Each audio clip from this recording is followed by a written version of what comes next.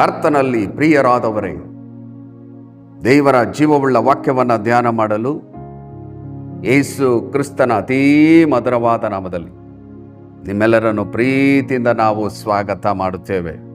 ನೀವೆಲ್ಲರೂ ಸಂತೋಷವಾಗಿ ಕ್ಷೇಮವಾಗಿದ್ದೀರೆಂದು ನಾನು ಕರ್ತನಲ್ಲಿ ನಂಬಿದ್ದೇನೆ. ನಿಮ್ಮೆಲ್ಲರಿಗೋಸ್ಕರವಾಗಿ ನಾನು ಪ್ರಾರ್ಥಿಸುವವನಾಗಿದ್ದೇನೆ. ಕರ್ತನಲ್ಲಿ ಪ್ರಿಯರಾದವರೇ, ಇಂದು ಧ್ಯಾನ ಮಾಡುವಂಥ ವಿಷಯ ಯೇಸು ಕ್ರಿಸ್ತನ ಮರಣ ಮತ್ತು ಪುನರುತ್ಥಾನವು. ಹೌದು ಪ್ರಿಯರೇ, ಯೇಸು ಕ್ರಿಸ್ತನ ಮರಣವನ್ನು ಮತ್ತು ಪುನರುತ್ಥಾನವನ್ನು ಪ್ರಪಂಚದ ಎಲ್ಲ ಕಡೆಗಳಲ್ಲಿ ಆಚರಣೆ ಮಾಡ್ತಾರೆ, ಧ್ಯಾನ ಮಾಡ್ತಾರೆ. ಯಾಕೆ ಎಂಬುದಾಗಿ ಹೇಳುವಾಗ, ಯೇಸು ಕ್ರಿಸ್ತನು ಮಾನವ ಕುಲಕ್ಕೆ ದೇವರು, ಸಕಲವನ್ನು ಉಂಟು ಮಾಡಿದ ಸರ್ವಶಕ್ತನಾದ ದೇವರು. ಆ ದೇವರು ನರಮನುಷ್ಯನಾಗಿ ಈ ಲೋಕಕ್ಕೆ ಬಂದು ನಮಗೋಸ್ಕರ ಮರಣವನ್ನು ಅನುಭವಿಸಿದನು. ಮಾತ್ರವಲ್ಲದೆ ಆತನು ಮರಣವನ್ನು ಜಯಿಸಿ ಮೃತ್ಯುಂಜಯನಾಗಿ ಎದ್ದು ಬಂದನು, ಪುನರುತ್ಥಾನ ಹೊಂದಿದನು. ಅದನ್ನು ಧ್ಯಾನ ಮಾಡುವಾಗ ಇನ್ನು ನಾವು ದೇವರ ಪ್ರೀತಿಯನ್ನು, ದೇವರ ಅದ್ಭುತಗಳನ್ನು, ದೇವರ ಕಾರ್ಯಗಳನ್ನು ತಿಳಿದುಕೊಳ್ಳಲು ಸಾಧ್ಯ. ಬನ್ನಿ ಪ್ರಿಯರೇ, ದೇವರ ವಾಕ್ಯವನ್ನು ಧ್ಯಾನ ಮಾಡಿ ದೇವರ ಆಶೀರ್ವಾದವನ್ನು ಹೊಂದಿಕೊಳ್ಳೋಣ. ಫಿಲಿಪ್ಪಿಯವರಿಗೆ ಬರೆದ ಪತ್ರಿಕೆ 2ನೇ ಅಧ್ಯಾಯ 8ನೇ ವಚನದಲ್ಲಿ, ಹೀಗೆ ಆತನು ಆಕಾರದಲ್ಲಿ ಮನುಷ್ಯನಾಗಿ ಕಾಣಿಸಿಕೊಂಡಿದ್ದಾಗ ತನ್ನನ್ನು ತಗ್ಗಿಸಿಕೊಂಡು ಮರಣವನ್ನು, ಅಂದರೆ ಶಿಲುಬೆಯ ಮರಣವನ್ನಾದರೂ ಹೊಂದುವಷ್ಟು ವಿಧಿಯನಾದನು ಎಂಬುದಾಗಿ ಬರೆಯಲ್ಪಟ್ಟಿದೆ. ಕರ್ತನಲ್ಲಿ ಪ್ರೀತಿಯುಳ್ಳ ದೈವ ಜನರೇ, ನನ್ನ ಸಹೋದರ, ನನ್ನ ಸಹೋದರಿ, ಸರ್ವವನ್ನು ಉಂಟು ಮಾಡಿದ ಸರ್ವಶಕ್ತನಾದ ದೇವರು, ಅಗಮ್ಯವಾದ ಬೆಳಕಿನಲ್ಲಿ ವಾಸ ಮಾಡುವ ದೇವರು, ರಾಜಾದಿ ರಾಜನು, ಕರ್ತಾದಿ ಕರ್ತನು ಯಾಕೆ ಮನುಷ್ಯನಾಗಿ ಈ ಲೋಕದಲ್ಲಿ ಬಂದನು? ಯಾಕೆ ತನ್ನ ಪ್ರಾಣವನ್ನು ಕೊಟ್ಟು ರಕ್ತವನ್ನು ಸುರಿಸುವುದನೆಂಬುದಾಗಿ ನೋಡುವಾಗ, ಪ್ರಪಂಚದಲ್ಲಿರುವಂಥ ಎಲ್ಲ ಮಾನವರ ಕುಲಕ್ಕಾಗಿ ಆತ ನರ ಮನುಷ್ಯನಾಗಿ ಬಂದನು. ಪಾಪ ಶಾಪಗಳಿಂದ ಬಿಡುಗಡೆ ಕೊಡಲು ಆತನು ಮನುಷ್ಯನಾಗಿ ಕಾಣಿಸಿಕೊಂಡನು. ಮಾತ್ರವಲ್ಲದೆ ತನ್ನನ್ನು ತಗ್ಗಿಸಿಕೊಂಡು, ಅಂದರೆ ಶಿಲುಬೆಯ ಮರಣವನ್ನಾದರೂ ಹೊಂದುವಷ್ಟು ವಿಧಿಯನಾದನು. ದೇವರು ತನ್ನನ್ನು ಬರಿದು ಮಾಡಿಕೊಂಡು, ತನ್ನನ್ನು ತಗ್ಗಿಸಿಕೊಂಡು ಈ ಲೋಕಕ್ಕೆ ನರಮನುಷ್ಯನಾಗಿ ಬಂದು ತನ್ನ ಪ್ರಾಣವನ್ನು ಕೊಟ್ಟು ರಕ್ತವನ್ನು ಸುರಿಸಿದ್ದು ಯಾತಕ್ಕಾಗಿ ಎಂಬುದಾಗಿ ನೋಡುವಾಗ, ಪ್ರಪಂಚದಲ್ಲಿರುವಂಥ ಎಲ್ಲ ಮನುಷ್ಯರನ್ನು ಆತನು ಪ್ರೀತಿಸುವ ದೇವರಾಗಿದ್ದಾನೆ. ಆತನು ಪ್ರೀತಿ ಸ್ವರೂಪನಾದ ದೇವರು, ಪ್ರೀತಿಯಲ್ಲಿ ಐಶ್ವರ್ಯವುಳ್ಳ ದೇವರು. ಪಾಪ ಶಾಪದ ಬಿಡುಗಡೆಗಾಗಿ ಆತನು ನರಮನುಷ್ಯನಾಗಿ ಬಂದನು, ತನ್ನ ಪ್ರಾಣವನ್ನು ಕೊಟ್ಟು ರಕ್ತವನ್ನು ಸುರಿಸಿ ಶಿಲುಬೆಯ ಮರಣವನ್ನು ಹೊಂದುವಷ್ಟು ವಿಧಿಯನಾದನು. ಪಾಪ ಶಾಪಗಳಿಂದ ಬಿಡುಗಡೆ ಕೊಟ್ಟನು. ಇದು ಬಹಳ ಪ್ರಾಮುಖ್ಯವಾದಂಥ ವಿಷಯವಾಗಿದೆ. ಇದನ್ನು ಧ್ಯಾನ ಮಾಡುವಾಗ ಇನ್ನು ನಾವು ದೇವರ ಪ್ರೀತಿಯನ್ನು ತಿಳಿದುಕೊಳ್ಳಲು ಸಾಧ್ಯ. ಇದನ್ನು ಅನೇಕ ಜನರಿಗೆ ತಿಳಿಸುವಾಗ ಶಾಪದಲ್ಲಿ, ಪಾಪದಲ್ಲಿರುವವರು ಬಿಡುಗಡೆ ಹೊಂದಲು ಸಾಧ್ಯ. ನೋಡ್ರಿ ಪ್ರಿಯರೇ, ಇಬ್ರಿಯರಿಗೆ ಬರೆದ ಪತ್ರಿಕೆ 9ನೇ ಅಧ್ಯಾಯ 22ನೇ ವಚನದಲ್ಲಿ, ರಕ್ತಧಾರೆ ಇಲ್ಲದೆ ಪಾಪ ಪರಿಹಾರ ಉಂಟಾಗುವುದಿಲ್ಲ ಎಂಬುದಾಗಿ ಬಹಳ ಸ್ಪಷ್ಟವಾಗಿ ಬರೆಯಲ್ಪಟ್ಟಿದೆ. ಒಬ್ಬ ಮನುಷ್ಯನ ಪಾಪ ಶಾಪ ಹೋಗ್ಬೇಕಂದ್ರೆ ರಕ್ತಧಾರೆ ಆಗಬೇಕು. ಅದಕ್ಕಾಗಿಯೇ ಪರಿಶುದ್ಧನಾದ ದೇವರು, ಸತ್ಯವುಳ್ಳ ದೇವರು, ಸಕಲವನ್ನು ಉಂಟು ಮಾಡಿದ ಸರ್ವಶಕ್ತನಾದ ದೇವರು ನರಮನುಷ್ಯನಾಗಿ ಯಾಕೆ ಬಂದನು? ರಕ್ತಧಾರೆ ಇಲ್ಲದೆ ಪಾಪ ಪರಿಹಾರ ಇಲ್ಲ.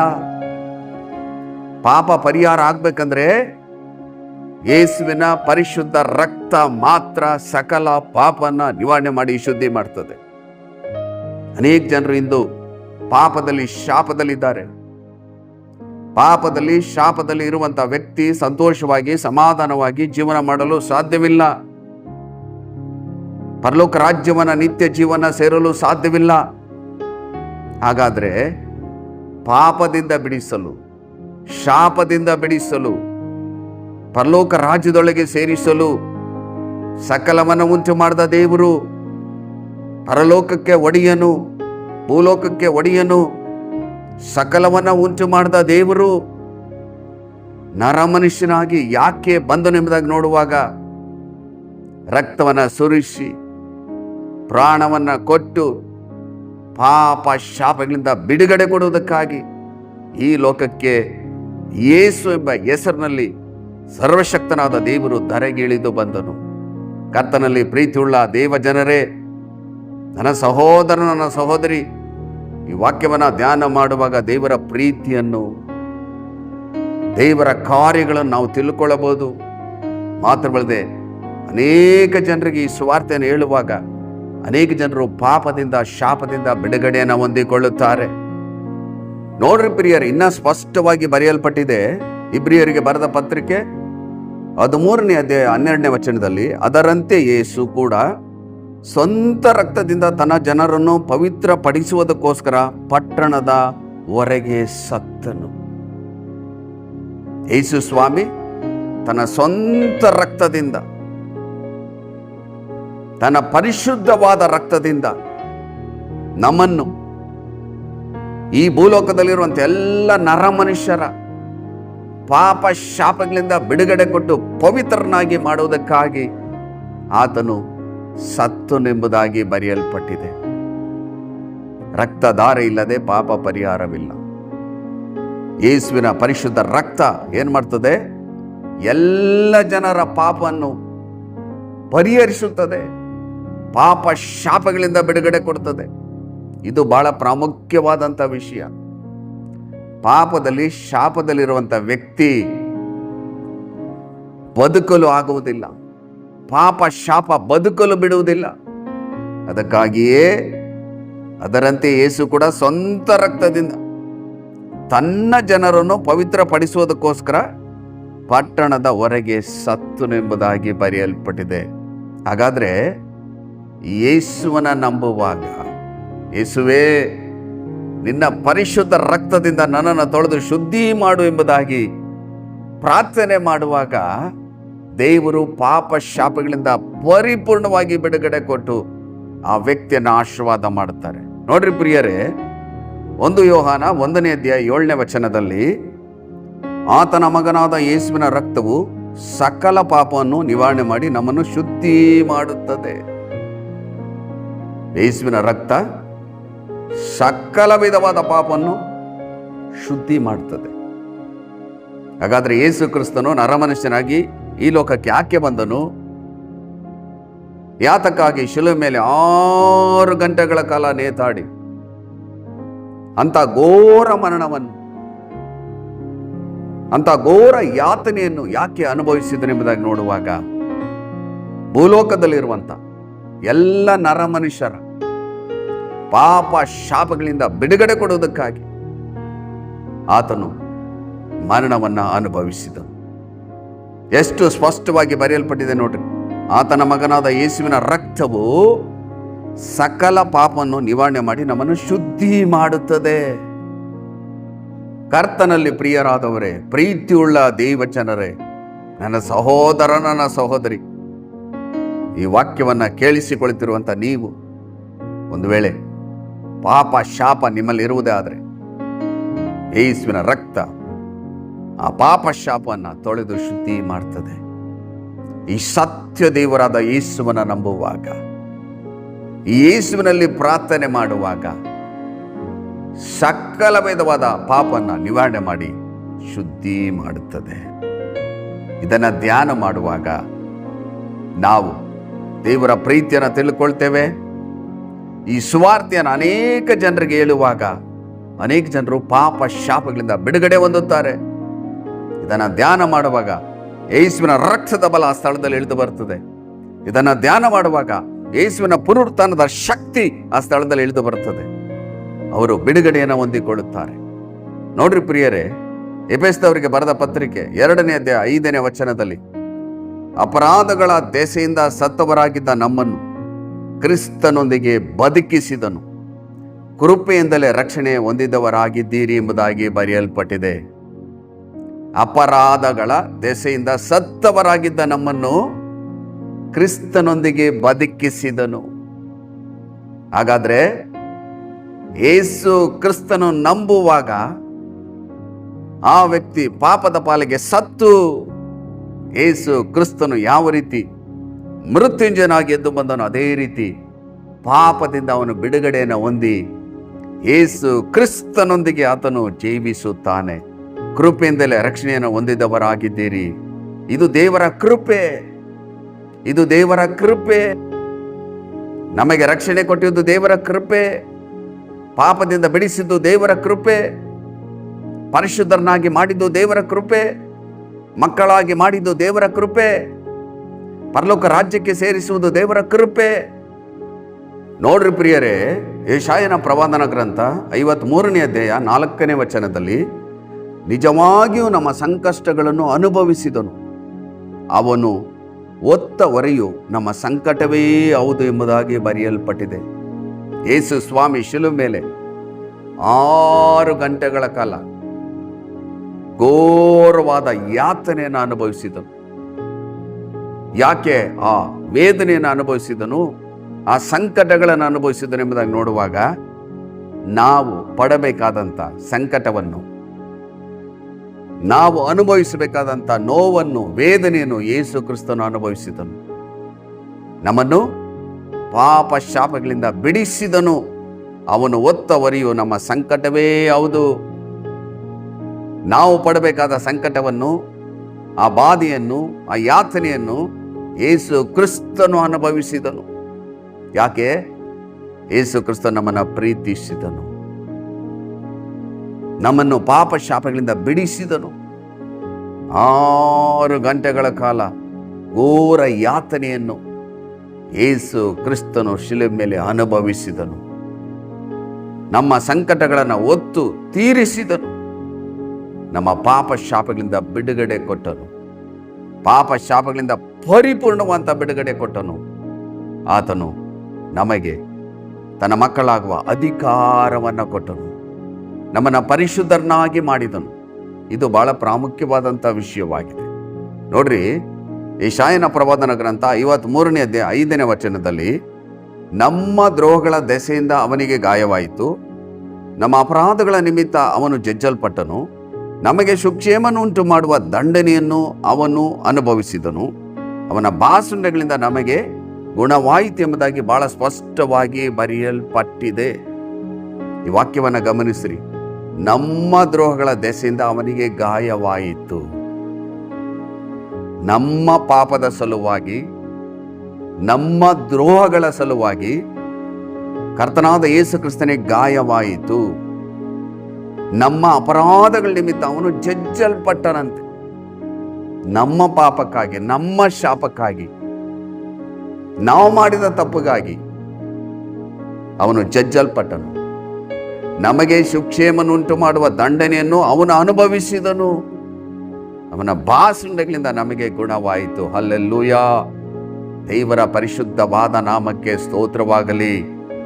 ನಮಗೆ ಸುಕ್ಷೇಮನ್ನುಂಟು ಮಾಡುವುದಕ್ಕಾಗಿ, ನಮಗೆ ಆರೋಗ್ಯ ಕೊಡುವುದಕ್ಕಾಗಿ, ನಮಗೆ ಸಮಾಧಾನ ಕೊಡುವುದಕ್ಕಾಗಿ, ನಮಗೆ ಸಂತೋಷ ಕೊಡುವುದಕ್ಕಾಗಿ, ನಮಗೆ ಪಾಪ ಶಾಪದಿಂದ ಬಿಡುಗಡೆ ಕೊಡುವುದಕ್ಕಾಗಿ, ಪರಲೋಕ ರಾಜ್ಯಕ್ಕೆ ಸೇರಿಸುವುದಕ್ಕಾಗಿ ಆತನು ಎಲ್ಲ ಬಾಧೆಯನ್ನು, ಘೋರ ಮರಣವನ್ನು ಯೇಸು ಕ್ರಿಸ್ತನು ತಾಳಿದನು. ನಮಗೆ ಸುಕ್ಷೇಮವನ್ನು ಅನುಗ್ರಹಿಸಿಕೊಟ್ಟಿದ್ದಾನೆ. ಯೇಸುವಿನ ರಕ್ತದಲ್ಲಿ ನಾವು ಗುಣವಾದೆವು. ಯೇಸುವಿನ ಬಾಸುಂಡೆಗಳಿಂದ ನಾವು ಗುಣವಾದೆವು. ನೀವು ಹೇಳಬೇಕು, ಯೇಸು ರಕ್ತದಲ್ಲಿ ನನಗೆ ಗುಣವಾಯಿತು, ಯೇಸುವಿನ ಬಾಸುಂಡೆಗಳಿಂದ ನನಗೆ ಗುಣವಾಯಿತು ಎಂಬುದಾಗಿ ನೀವು ಹೇಳುವಾಗ ಯೇಸುವಿನ ರಕ್ತದ ಬಲ, ಯೇಸುವಿನ ಪುನರುತ್ಥಾನದ ಬಲ ಆ ಸ್ಥಳದಲ್ಲಿ ಇಳಿದು ಬರ್ತದೆ. ದೇವರ ಶಕ್ತಿಯನ್ನು ನೀವು ಗ್ರಹಿಸಲು ಸಾಧ್ಯ. ಈ ವಾಕ್ಯವನ್ನು ಕೇಳಿಸಿಕೊಳ್ಳುವಾಗ ಯೇಸುವಿನ ರಕ್ತದ ಬಲ, ಯೇಸುವಿನ ಪುನರುತ್ಥಾನದ ಬಲ, ಯೇಸುವಿನ ವಾಕ್ಯದ ಬಲ, ಪರಿಶುದ್ಧಾತ್ಮನ ಅಗ್ನಿ ಅಭಿಷೇಕದ ಬಲ ನೀವು ಇರುವಂತಹ ಸ್ಥಳದಲ್ಲಿ ಇಳಿದು ಬರ್ತದೆ. ನೀವು ಆಮೇನ್ ಎಂಬುದಾಗಿ ಅಂಗೀಕಾರ ಮಾಡ್ರಿ. ಶಾಪದ ಕಟ್ಟುಗಳು ಮುರಿಯಲ್ಪಡ್ತದೆ, ಪಾಪದ ಕಟ್ಟುಗಳು ಮುರಿಯಲ್ಪಡ್ತದೆ, ನೀವು ರೋಗದಿಂದ ಬಿಡುಗಡೆಯನ್ನು ಹೊಂದಿಕೊಳ್ತೀರಾ, ಎಲ್ಲ ಸಮಸ್ಯೆಗಳಿಂದ ಬಿಡುಗಡೆಯನ್ನು ಹೊಂದಿಕೊಳ್ತೀರಾ. ಅದನ್ನು ದೇವರು ಮಾಡಲು ಶಕ್ತನಾಗಿದ್ದಾನೆ. ನಿಮ್ಮ ಜೀವಿತದಲ್ಲಿ ಎಲ್ಲ ಆಶೀರ್ವಾದಗಳನ್ನು ಕೊಡಲು ಆತನು ಶಕ್ತನಾಗಿದ್ದಾನೆ. ಅದಕ್ಕಾಗಿಯೇ ಯೇಸು ಕ್ರಿಸ್ತನು ತನ್ನ ಪ್ರಾಣವನ್ನು ಕೊಟ್ಟು ರಕ್ತವನ್ನು ಸುರಿಸಿ ಪಾಪ ಶಾಪದಿಂದ ಬಿಡಿಸಿದನು. ಅದಕ್ಕಾಗಿಯೇ ಯೇಸು ಕ್ರಿಸ್ತನು ಸತ್ತನು, ಮೂರನೇ ದಿವಸ ಮೃತ್ಯುಂಜಯನಾಗಿ ಎದ್ದು ಬಂದನು.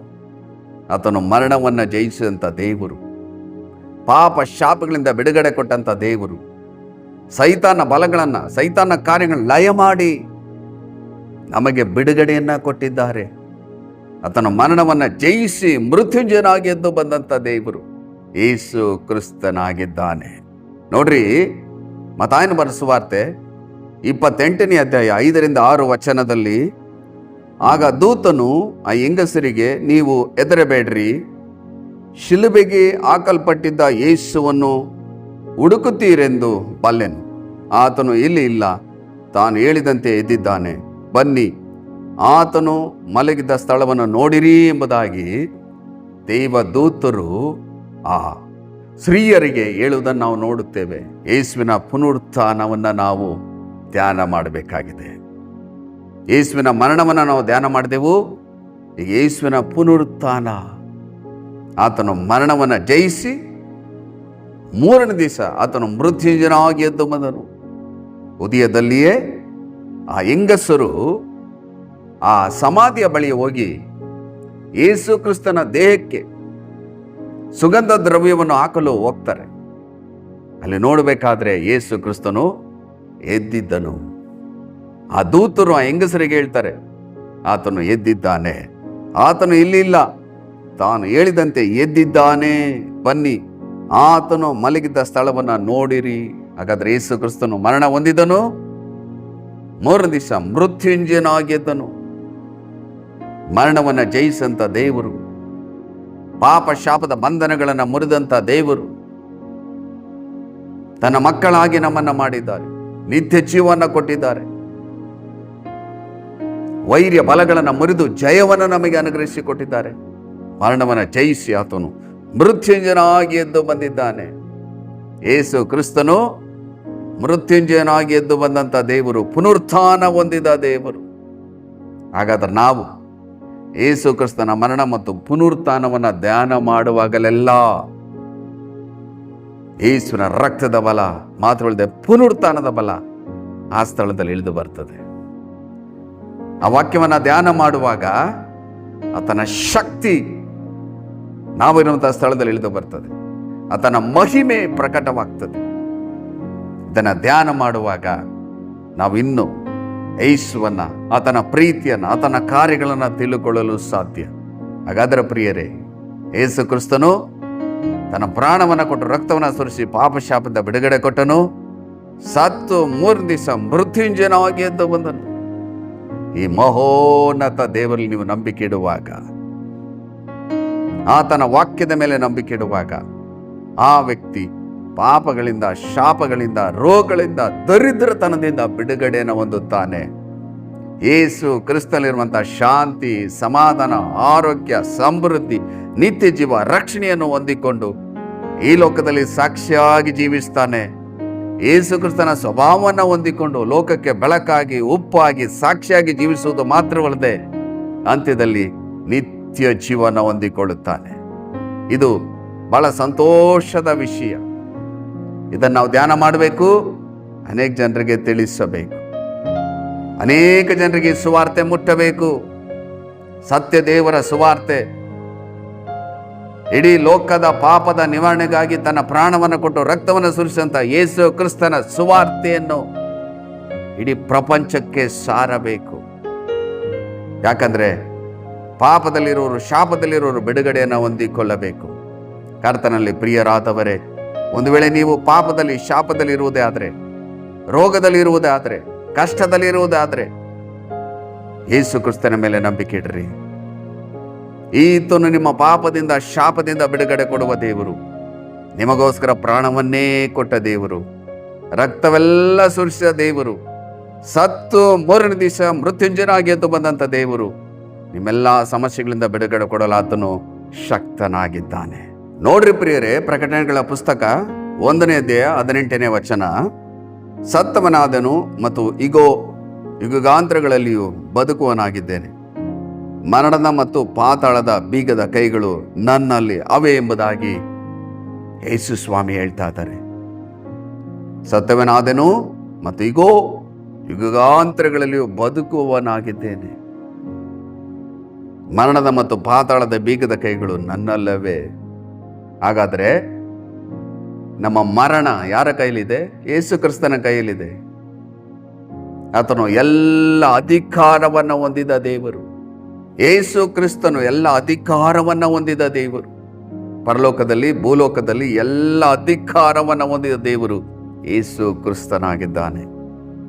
ಆ ಯೇಸು ಕ್ರಿಸ್ತನ ಮೇಲೆ ನೀವು ನಂಬಿಕೆ ಇಡುವಾಗ, ಆ ಯೇಸು ಕ್ರಿಸ್ತನು ಸ್ವಂತ ರಕ್ಷಕನಾಗಿ ಅಂಗೀಕಾರ ಮಾಡುವಾಗ, ಯೇಸು ಕ್ರಿಸ್ತನ ಸ್ವಭಾವವನ್ನು ನೀವು ಹೊಂದಿಕೊಳ್ಳಬಹುದು. ಯೇಸು ಕ್ರಿಸ್ತನಲ್ಲಿರುವಂತಹ ಶಾಂತಿ, ಸಮಾಧಾನ, ಆರೋಗ್ಯ, ಸಮೃದ್ಧಿ, ನಿತ್ಯ ಜೀವ, ರಕ್ಷಣೆಯನ್ನು ಹೊಂದಿಕೊಂಡು ಈ ಲೋಕದಲ್ಲಿ ಸಾಕ್ಷಿಯಾಗಿ ಜೀವನ ಮಾಡುವುದು ಮಾತ್ರವಲ್ಲದೆ ನಿತ್ಯ ಜೀವನ ಸೇರಲು ಸಾಧ್ಯ. ಬನ್ನಿ ಪ್ರಿಯರೇ, ಈ ಸಮಯದಲ್ಲಿ ಈ ಮಹೋನ್ನತ ದೇವರ ಮೇಲೆ ನಂಬಿಕೆಯಿಟ್ಟು ಪ್ರಾರ್ಥನೆ ಮಾಡುವಾಗ ಯೇಸುವಿನ ರಕ್ತದ ಬಲ, ಯೇಸುವಿನ ಪುನರುತ್ಥಾನದ ಬಲ, ಯೇಸುವಿನ ವಾಕ್ಯದ ಬಲ, ಪರಿಶುದ್ಧಾತ್ಮನ ಅಗ್ನಿ ಅಭಿಷೇಕದ ಬಲ ನೀವಿರುವಂಥ ಸ್ಥಳದಲ್ಲಿ ಇಳಿದು ಬರ್ತದೆ. ನೀವೆಲ್ಲ ಶಾಪಗಳಿಂದ, ಪಾಪಗಳಿಂದ ಬಿಡುಗಡೆಯನ್ನು ಹೊಂದ್ತೀರಾ. ರೋಗಗಳಿಂದ ಬಿಡುಗಡೆಯನ್ನು ಹೊಂದ್ತೀರಾ. ಸಮಸ್ಯೆಗಳಿಂದ ಬಿಡುಗಡೆಯನ್ನು ಹೊಂದ್ತೀರಾ. ದೇವರ ಶಕ್ತಿಯಲ್ಲಿ ಪ್ರಕಟವಾಗ್ತದೆ. ದೇವರ ಮಹಿಮೆ ಗೋಚರವಾಗ್ತದೆ. ಮಾತ್ರವಲ್ಲದೆ ದೇವರು ನಿಮಗೆ ಬಿಡುಗಡೆ ಕೊಟ್ಟು ನಿಮ್ಮಲ್ಲಿ ಸಂತೋಷ ಪಡುವ ದೇವರಾಗಿದ್ದಾನೆ. ನಾನು ನಿಮಗೋಸ್ಕರ ಪ್ರಾರ್ಥನೆ ಮಾಡ್ತೇನೆ ಪ್ರಿಯರೇ.